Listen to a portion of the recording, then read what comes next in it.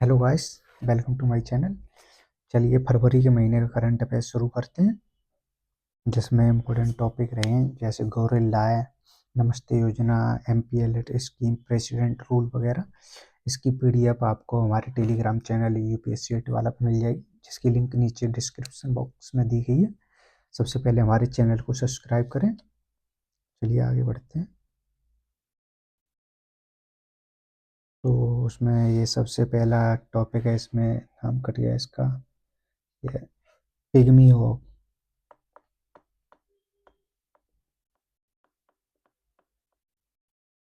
ये क्या है? विश्व की सबसे छोटी जंगली सूअर की प्रजाति है।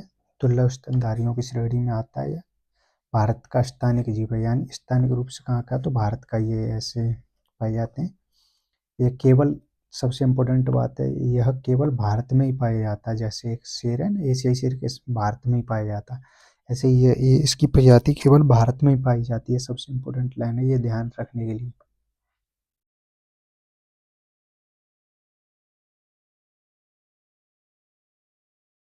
यह केवल भारत में ही पाया जाता है। ये खुद का घोंसला बनाते हैं, छत प्रकार का, उसी में रहते हैं। और घनी एवं लंबी घास नदियों किनारे ज़्यादातर पाए जाते हैं। वर्तमान में सबसे ज़्यादा असम में पाए जाते हैं। आईयूसीएन स्टेटस है इनका, क्रिटिकली इंडेंजर्ड। अगला टॉपिक है गोरिल्ला। ये भूमध्य रेखीय अफ्रीका का मूल निवासी, कहाँ मूलतः कहाँ पाया जाता है? अफ्रीका में। इसका डीएनए के, मानव के डीएनए से 98.3% मिलता है। इसकी प्रजातियां कौन सी?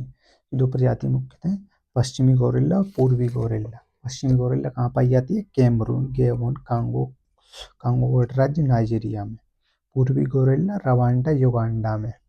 और गोरिल्ला आईयूसीएन का स्टेटस क्या है?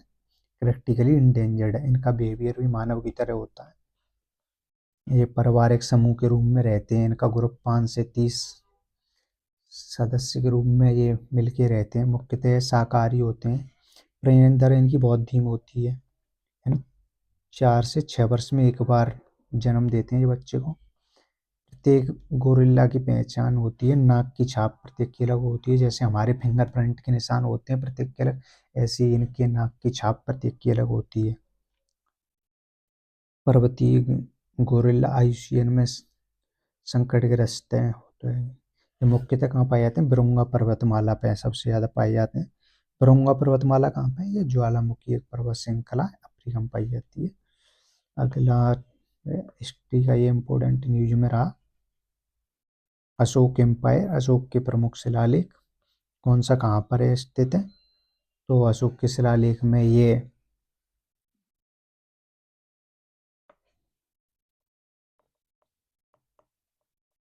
अशोक के दीर्घ शिलालेख हैं। ये क्वेश्चन यूपीएससी ने पूछा, एंड स्टेट पीसीएस तो पूछता ही रहता है।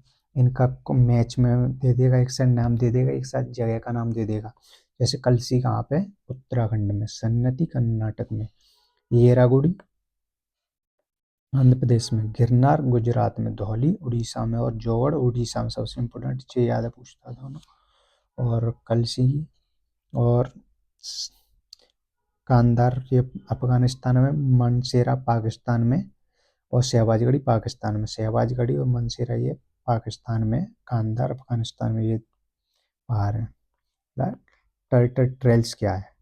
टर्टल ट्रेल्स है, ये हाल ही में ये संसद में मुद्दा उठाया गया था कि जो टर्टल्स अंडे वगैरह देने के लिए उड़ीसा के आंध्र प्रदेश के तट पे आते हैं, उस क्षेत्र को विकसित करना, उस पे पर्यटक क्षेत्र घोषित करना। तो इस पे और इन्वायरमेंटल ने वो उठाई, चिंता जाहिर की, क्योंकि वहाँ पे अगर हम पर्यटक के रूप में विकसित कर देंगे तो ये अंडे वगैरह देने के लिए आते हैं, तो इन्हें प्रॉब्लम होगी। तो लोग वहाँ सेल्फी लेने के लिए घुसेंगे, लाइट वगैरह हो गया, शोर वगैरह होगा। ये नमस्ते योजना, नमस्ते स्कीम किसके लिए? जो सीवर टैंक वगैरह सफाई करते हैं उनके लिए, जो कचरा वगैरह बीनते हैं उनके लिए चलाई गई। उनकी पहचान के लिए, उन्हें औपचारिक पहचान देना, उनके लिए सुरक्षा उपकरण प्रदान कराना, कौशल प्रशिक्षण देना उन्हें। मैनुअल स्पेंजिंग क्या है? ये मैनुअल स्पेंजिंग बैन है भारत में, लेकिन फिर भी मैनुअल स्पेंजिंग के केस देखे गए। यानी कि मानव जो गटर वगैरह को मानव उसकी सफाई करता है, जैसे ये इसमें देख देख रहे हो आप। ये पूरी तरह भारत में बैन है। इसकी इसके लिए मशीन वगैरह आती हैं। ये सन 2021 का डेटा 97% महिला उठाने वाले काम करने वाले दलित SC ST है।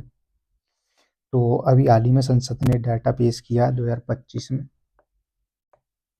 उसमें उसने SC ST और OBC और जनरल सभी को दिया है, जिसमें 51% मेल है, बाकी फीमेल है इस काम करने को।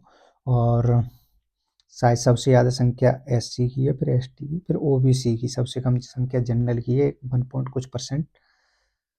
अगला MPLAD स्कीम। MPLAD स्कीम क्या होती है? ये सांसदीय स्थानीय क्षेत्र विकास योजना होती है। इसमें प्रत्येक क्षेत्र के जो सांसद होते हैं उनको हर साल 5 करोड़ रुपया उनके संचित निधि फंड में मिलता है, जिससे वो अपने क्षेत्र के विकास वगैरह के लिए उस योजना की सिफारिश कर सकते हैं।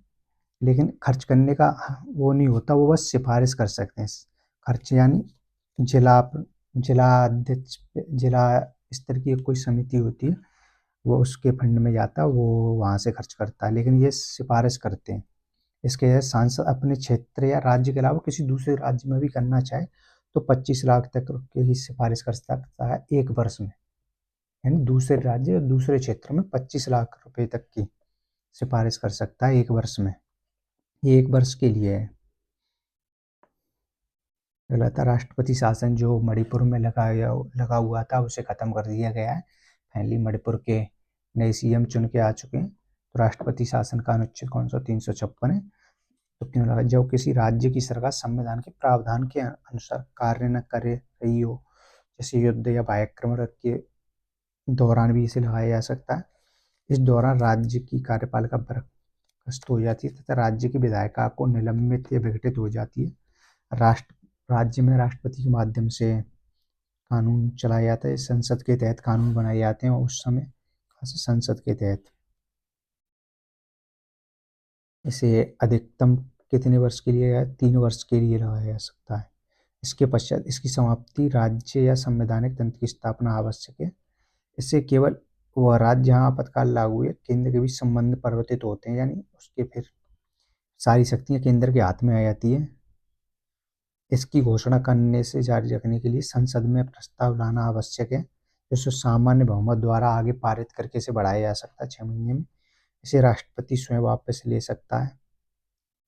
राष्ट्रपति शासन के दौरान सबसे इम्पोर्टेंट लाइन है ये वाला, राष्ट्रपति शासन के दौरान मूल अधिकार प्रभावित नहीं होते हैं,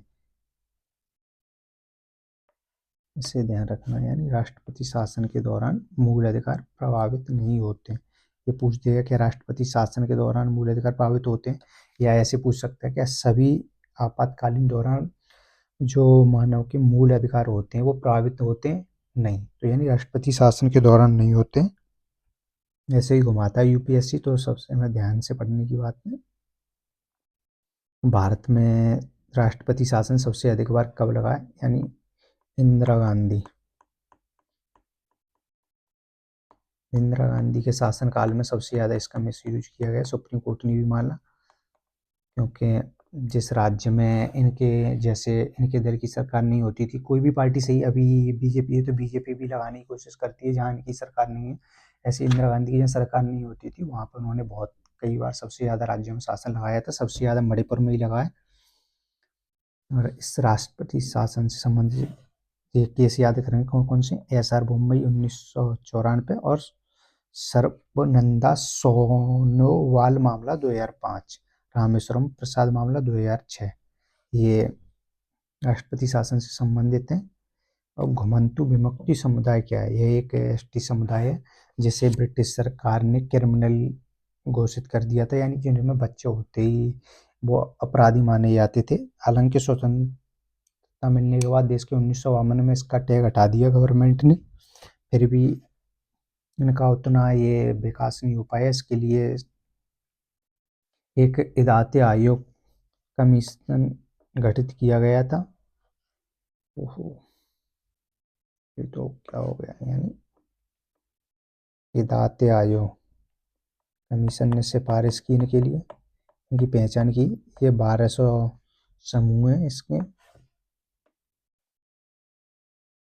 वैसे इनके लिए सरकार ने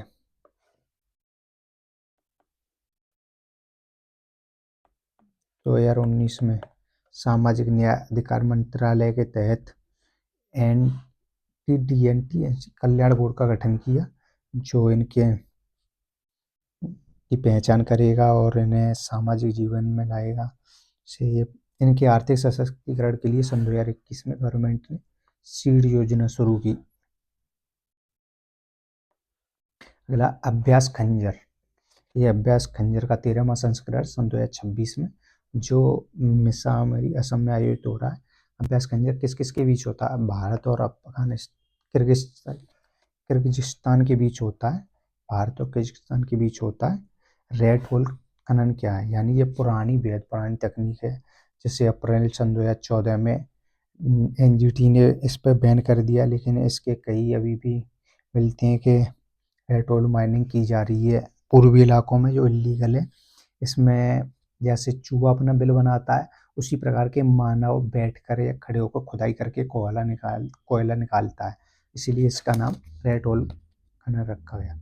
सोडियम आयन बैटरी हाल ही में न्यूज में आई, जो लिथियम आयन बैटरी वैसे ही सोडियम के तहत बनाई जा सकती है, और जो बनाने में लिथियम से सस्ती होगी, और क्योंकि सोडियम समुद्र के किनारे बहुत सारी जगहों पर पाया जाता है।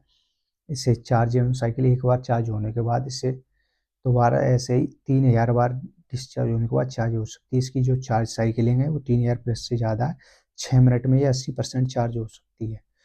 सस्ती क्यों? क्योंकि सोडियम विश्व भर में प्रचुर मात्रा में उपलब्ध है, इसलिए। अगला क्रूड ऑयल, क्योंकि हाल ही में USA के द्वारा बहुत सारे स्टेटमेंट देखे गए कि भारत रूस से तेल खरीद रहा, तो उसके लिए उसने टैरिफ बढ़ाया भी था। इसमें तेल उत्पादक देश में सबसे ज़्यादा उत्पाद कौन कौन से देश करते हैं? तो उत्पादक देश में पहले पे USA, फिर सऊदी अरब, फिर रूस और कनाडा, ये उत्पादक है। उपभोक्ता में कौन से? उपभोक्ता और उत्पादक में पहले नंबर पे USA ही है, दूसरे नंबर पर उपभोक्ता चीन है, फिर तीसरे नंबर पर भारत है, चौथे नंबर पर रूस, पांचवें पर सऊदी अरब है। मुद्रास्फीति हाल ही में न्यूज में रहा, क्योंकि क्रूड ऑयल के आयात वगैरह के कारण महंगाई देखी गई, इसलिए। मुद्रास्फीति एक ऐसी स्थिति है जिसमें वस्तुओं की कीमत स्तर बढ़ने लगती है, मुद्रा की क्रय क्षमता घटने लगती है, यानी वस्तुओं की कीमत बढ़ने लगी है। इसका एग्जाम्पल के रूप में ये दिया गया है, इससे पहले 100 रुपये में 1 किलो सेब आते थे, लेकिन एप्पल 1 किलो ही आते हैं, लेकिन उसका मूल्य बढ़ गया, 150 रुपये हो गया। तो यानी मुद्रा घट गई, उसका मूल्य ऐसे ही है, वस्तु है जो उसका। एग्जाम्पल के मुद्रास्फीति के प्रकार कौन कौन से हैं? एक तो रेंगती हुई मुद्रास्फीति होती है, जिसे क्रीपिंग इन्फ्लेशन कहते हैं। जब मुद्रास्फीति रेट 3% से भी कम हो जाए तो इसे रेंगती हुई मुद्रास्फीति कहते हैं। जैसे 100 है, 103% या 102%, ये चलती हुई मुद्रास्फीति यानी बॉल्किंग इन्फ्लेशन। जब मुद्रास्फीति की दर 3 से 10% के बीच हो तो उसे चलती हुई मुद्रास्फीति कहते हैं। सबसे इकोनॉमी के लिए सबसे अच्छी मानी जाती है यही, क्योंकि भारत के लिए भी हर साल 6 से 7% का अनुमान लगाया जाता है। RBI एवं IMF वगैरह सब अपने अपने अनुमान देते हैं कि इस बार इतनी रहनी है। फिर GDP दौड़ती हुई मुद्रास्फीति, ये रनिंग इन्फ्लेशन। जब मुद्रास्फीति की दर 10% से 20% हो, यानी मुद्रा बहुत तेजी से बढ़ रही है, तो इसे रनिंग इन्फ्लेशन। कूदती हुई मुद्रास्फीति, जंपिंग इन्फ्लेशन। जब मुद्रास्फीति की दर उच्च 2 अंकों में या 3 अंकों में पहुंच जाए तो उसे कूदती हुई मुद्रास्फीति कहते हैं। ये बहुत अधिक महंगाई और देश में संकट की स्थिति पे होता है, इससे भी ज़्यादा होता है अति मुद्रास्फीति, जो हाइपर इन्फ्लेशन होता है। जब मुद्रास्फीति की दर 3 अंकों से भी अधिक हो जाए तो अति मुद्रा, ये तो बहुत ही ज़्यादा देश के लिए भयानक संकट होता है। अगला गल्फ कोऑपरेशन काउंसिल, GCC। इसमें कितने मेंबर हैं? GCC में 6 मेंबर हैं। इसकी स्थापना कब हुई? 1981 में हुई। इसका जो हेडक्वार्टर है वो रियाद, सऊदी अरेबिया में। जो गल्फ कंट्री है उनमें सऊदी अरब, UAE और बहरान, कुवैत, ओमान, कतर, इनका आपसी में सहयोग का संगठन है। इन गल्फ के चारों तरफ के देश, ये इसका मैप है। अगला रेटिकुलेटेड पाइड, ये क्या है? ये एक इंडोनेशिया में खोजी गई सांप की प्रजाति है। गिनीज के हिसाब से ये सबसे लंबा सांप मापा गया है। जिसकी लंबाई 7.22 मीटर है, यानी 24 फीट तक है। ये अजगर पाइथन परिवार से संबंधित है। यह दुनिया का तीसरा सबसे भारी सांप, यानी लंबाई में दुनिया का सबसे लंबा है, लेकिन वेट के हिसाब से दुनिया का तीसरा सबसे भारी सांप है। तो पहला और दूसरा कौन सा है? पहला ग्रीन एनाकोंडा, दूसरा है बर्मीज पाइथन। ये कहाँ पे पाया जाता है? दक्षिण और दक्षिण पूर्व एशिया में मूलतः पाया जाता है। आवा जैसे भारत के उत्तरी पूर्वी क्षेत्रों में देखने को मिलेगा। Indonesia, Philippines, Malaysia, Thailand. Indonesia में तो खोजा ही गया है। आयुष्मान में से लिस्ट कौन सा घोषित किया गया है? अगला माउंट एंकोंगुआ। ये कहाँ पे? ये पश्चिमी अर्जेंटीना में चिली की सीमा के पास है। एंडीज पर्वत का हिस्सा है। ये दक्षिण अमेरिका की सबसे ऊंची चोटी है। जो एंडीज किस प्रकार का? एंडीज एक बलित फोल्ड पर्वत है। सन 2024 में पर्वतों के नाम दिए थे और पूछे थे ये कैसा बलित फोल्ड पर्वत है या ज्वालामुखी पर्वत का उदाहरण है, ऐसे ही। और सन 2025 में तो यूपीएससी ने पूछा ही था एंडीज कौन कौन से देश में फैला हुआ है। उस हिसाब से लेक उर्मिया कहाँ पे स्थित है? लेक उर्मिया उत्तर पश्चिमी ईरान में स्थित है। यह बंद बेसिन में स्थित है। इसमें पानी आता है लेकिन पानी बाहर नहीं निकलता। यह हाल ही में सूखे का और ये इसमें इसलिए म्यूजियम बनी हुई है। सन 2016 में ये हरी भरी थी, लेकिन उसके बाद सूखती हुई जा रही है। इसमें कौन कौन सी नदी पानी देती है? इसमें तलाखे नदी और जरी नेह नदी और सीमी नदी ये पानी मलेशिया म्यूजियम रहा। इसकी राजधानी कुआलालंपुर है। ये दक्षिण पूर्व एशिया में स्थित है। दक्षिणी चीन सागर द्वारा इसे अलग अलग दो भागों में विभाजित किया जा सकता है। सबसे ज़्यादा इम्पोर्टेंट, मलेशिया पाम ऑयल का दूसरा सबसे बड़ा उत्पादक और निर्यातक है। इसकी सबसे ऊंची चोटी कौन सी है? माउंट किनाबाल है। इसके बॉर्डर कंट्री कौन कौन से? थाईलैंड है, सिंगापुर और ब्रूनेई, इंडोनेशिया जो इसके बॉर्डर कंट्री है। साउथ चाइना सी में स्थित है। भारत मलेशिया के द्विपक्षीय संबंध है बहुत पुराने काल से, 900 और 13वीं शताब्दी से, जब चोल राज्य में राजा राज चोल के प्रथम से दक्षिण पूर्व सैन्य तक विस्तृत थी। आर्थिक साझेदारी, भारत मलेशिया आसियान में तीसरा सबसे बड़ा व्यापारिक भागीदार है। द्विपक्षीय भागीदार हैं दोनों यूएस निर्भरता के लिए। और सबसे इम्पोर्टेंट है भारत और उसके रक्षा सहयोग, यानी हरिमऊ। हरिमऊ ये इसके लिए एक्सरसाइज हरिमऊ शक्ति है। भारत और उसकी मलेशिया की थल सेना के बीच होती है। और समुद्री लक्ष्मण ये भारत और मलेशिया की नौसेना के बीच है। और उदार शक्ति वायुसेना के बीच है। ये इम्पोर्टेंट है। इसने LAC और ब्रह्मोस मिसाइल के लिए वो खरीदारी के लिए की है। अगला थ्वाइट ग्लेशियर, इसे डूम्सडे ग्लेशियर भी कहते हैं। ये पश्चिमी अंटार्कटिका में इसके तेजी से पिघलने के चांसेस बढ़ रहे हैं। ये तेजी से पिघल रहा है क्योंकि जलवायु परिवर्तन के कारण अगर ये पिघलता है तो समुद्री स्तर में यानी 65 सेंटीमीटर की वृद्धि हो जाएगी, यानी अभी से 6 गुना पानी ज़्यादा बढ़ जाएगा। थैंक यू गाइस, इतना ही टॉपिक थे। तो हमारे चैनल को सब्सक्राइब करें, अपने दोस्तों के साथ शेयर करें। इसकी PDF आपको बिल्कुल फ्री में मिल जाएगी हमारे टेलीग्राम चैनल पर।